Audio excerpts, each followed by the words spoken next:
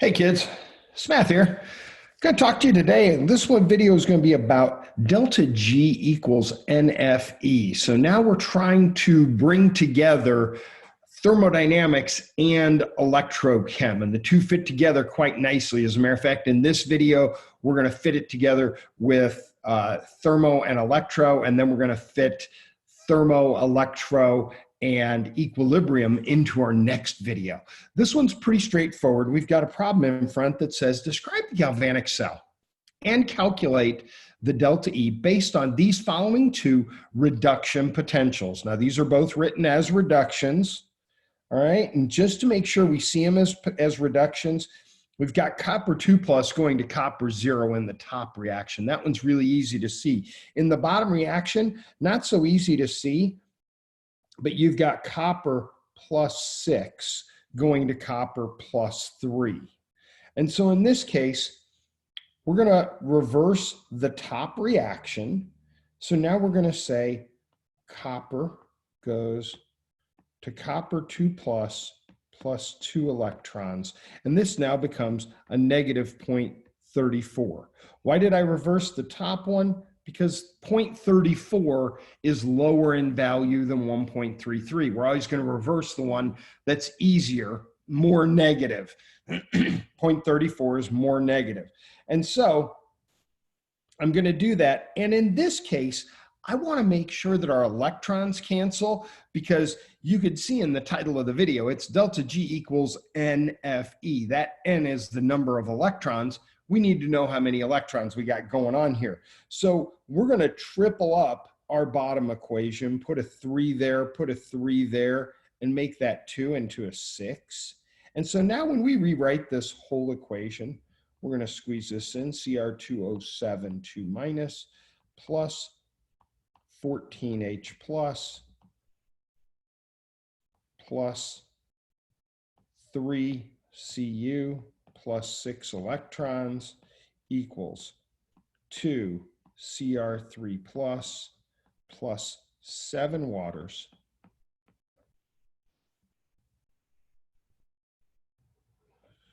plus 3 Cu2 plus 6 electrons. And we're going to end up with positive 133 plus a negative 0.34. We're going to get 0.99 volts out of this. So there's our equation. Our electrons cancel. Life is good. We just needed to see that our electrons were going to cancel in this situation, so that now we can bring this into, let's calculate part B, calculate delta G for the reaction above. No problem. So now delta G prime is equal to nFE. Now let's talk about our players here for a minute. First off, this G prime, this is going to be free energy at the standard state. Delta E, also at the standard state. N is the number of moles. It's been N since it was PV nRT. It's the same N. It's the number of moles. In this case, moles of electrons, not moles of substance, but moles of electrons. F is a very interesting character. That's called Faraday's constant. Michael Faraday did a lot of work with this.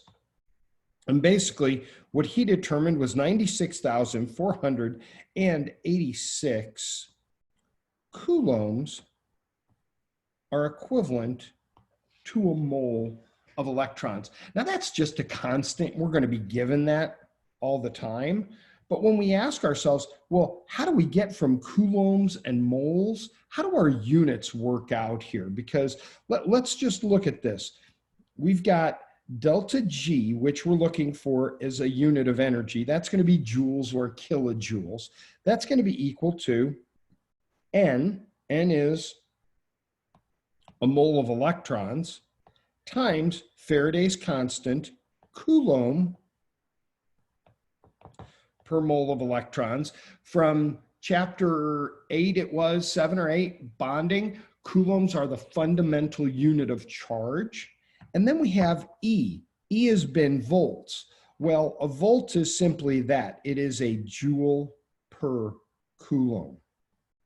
And so now our units work out quite nicely that moles cancel with moles and coulombs cancel with coulombs, and we're left with a nice unit of joules. So what's our takeaway from this? A volt is equal to a joule per coulomb. Let's hang on to that. Now let's do the problem. What we had was delta G is equal to N, 6 moles of electrons, F, 96,486. A lot of books you'll see that abbreviated 96,500.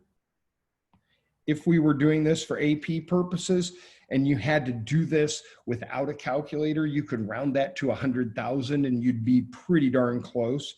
And our voltage here was 0.99 joules per coulomb. So now if we put that together, we're going to get big numbers here because 96,000. We're going to get huge numbers here. 573, 127. That's my joules. And we all know delta G is much better represented in terms of kilojoules, 573 kilojoules of energy. So now we've made this link with nFE that delta G, thermodynamics, free energy, energy that's available to do work, okay, is also going to be congruent to. Now I made a huge mistake here, kids, and I left one ginormous thing out, and that is a big negative sign sitting there. And I caught myself on that because if we look at this, we know that delta G needs to be negative.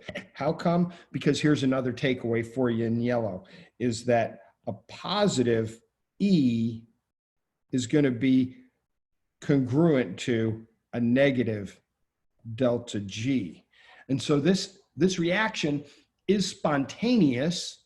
It's giving off 0.99 volts of electricity, and it has 573 kilojoules of energy available to do work. So positive E, negative G. There's also one more.